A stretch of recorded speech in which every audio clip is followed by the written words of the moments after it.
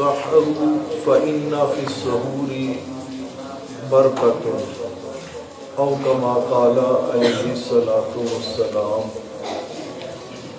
حضرت سیدنا انس رضی اللہ تعالی عنہ سے روایت ہے کہ رسول اکرم صلی اللہ علیہ وسلم نے فرمایا کہ سحری کھایا کرو کیونکہ سحری کھانے میں بڑی برکت ہے۔ اس پر اجماع امت ہے کہ سحری کا کھانا مستحب ہے۔ سحری کھانا کیا ہے؟ مستحب ہے، اور روزہ رکھنے کے لیے شرط نہیں ہے۔ نمبر 2، جمہور صحابہ اور ائمہ اربعہ کے نزدیک سحری کھانے کا آخری وقت صبح صادق تک ہے، جیسا کہ اللہ کریم کا بھی ارشاد ہے وَكُلُوا وَاشْرَبُوا حَتَّى يَتَبَيَّنَ لَكُمُ الْخَيْطُ الْأَبْيَضُ مِنَ الْخَيْطِ الْأَسْوَدِ مِنَ الْفَجْرِ، اور تم کھاؤ اور پیو یہاں تک کہ صبح کی سفید دھاری کالی دھاری سے الگ ظاہر ہو جائے۔ اس پر بھی سب کا اتفاق ہے کہ سحری آخری وقت میں کھانا افضل ہے۔ سحری آخری وقت میں کھانا کیا ہے؟ افضل ہے۔ اور اسی کے حوالے سے 2 اور حدیثیں نبی پاک صلی اللہ علیہ وسلم کی، حضرت ابو سعید خدری فرماتے ہیں کہ رسول اللہ صلی اللہ علیہ وسلم نے فرمایا سحری کھانے میں برکت ہے، اسے کبھی نہ چھوڑو، خواہ کوئی شخص پانی کا ایک گھونٹ ہی پی لے اسے وہ پی لینا چاہیے۔ ایک گھونٹ ہی پیے مگر سحری ضرور کرے، اس ٹائم کچھ نہ کچھ کھا پی لے، کیونکہ اللہ اور اس کے فرشتے سحری کھانے والوں پر سلامتی بھیجتے ہیں۔ سبحان اللہ۔ سحری کھانے والوں پر اللہ اور اللہ کے فرشتے کیا بھیجتے ہیں؟ سلامتی بھیجتے ہیں۔ اللہ ہمیں بھی سلامتی کا مستحق بنا دے۔ اور اسی طرح صحیح مسلم میں حضرت عمر بن عاص رضی اللہ تعالیٰ عنہ سے روایت ہے کہ رسول اللہ صلی اللہ علیہ وسلم کو ہم نے یہ فرماتے ہوئے سنا کہ ہمارے اور اہل کتاب کے روزوں کے درمیان سحری کھانے کا فرق ہے۔ روزے یہودی بھی رکھتے ہیں اور عیسائی بھی رکھتے ہیں۔ عیسائیوں، یہودیوں اور ہمارے روزوں میں فرق یہ ہے کہ ہم سحری کھاتے ہیں اور یہود و نصارہ سحری نہیں کھاتے۔ یہ فرق ہے۔ یہ کیا ہے؟ یہ فرق ہے۔ اور سحری میں برکت کا ایک پہلو یہ بھی ہے کہ اس سے روزے دار کو تقویت ملتی ہے۔ کیا ملتی ہے؟ تقویت ملتی ہے، اور اس کے لیے روزہ رکھنے میں سہولت پیدا ہو جاتی ہے۔ اور اس کے ساتھ ساتھ جیسے ابھی آپ نے سماعت فرمایا مسند احمد کی حدیث میں کہ اللہ تعالیٰ کے فرشتے اور اللہ تعالیٰ سلامتی بھیجتے ہیں، اس لیے سحری کھانے کو شریعت میں مستحب قرار دیا گیا ہے، اور اس کی خلاف ورزی شریعت کے منشا کے خلاف ہے۔ اور خیر کس میں ہے؟ شریعت میں ہے۔ خیر کس میں ہے؟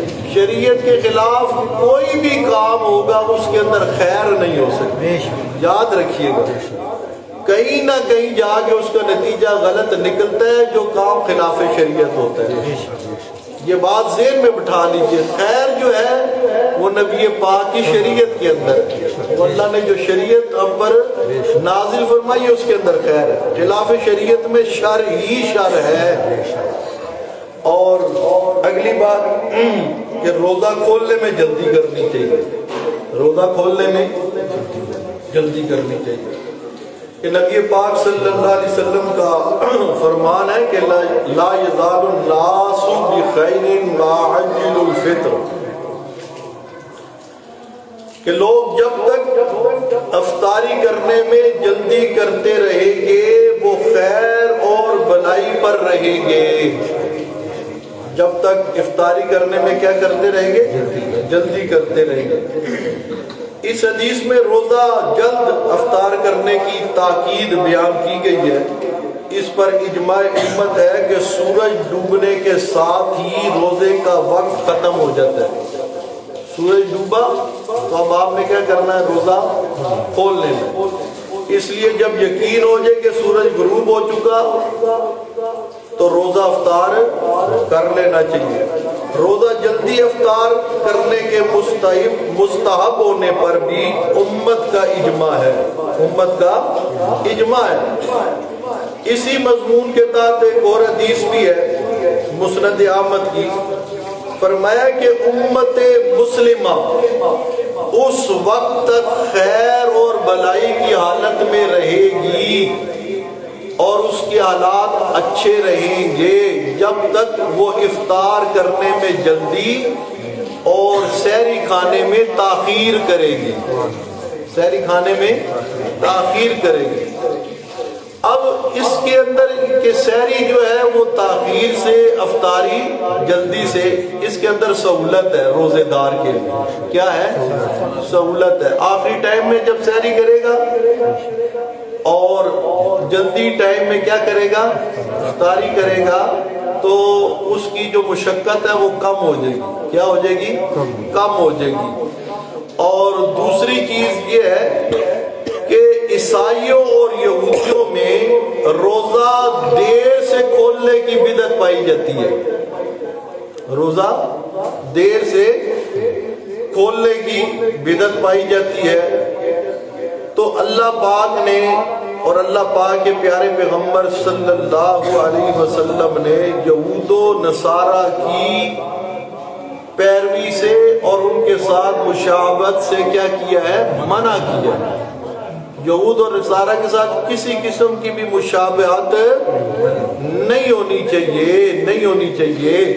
مگر آج ایک فرقہ ایسا بھی ہے جو یہودیوں کے نقش قدم پر چلتا ہے، کیونکہ ان کی اصل ہی یہود ہے۔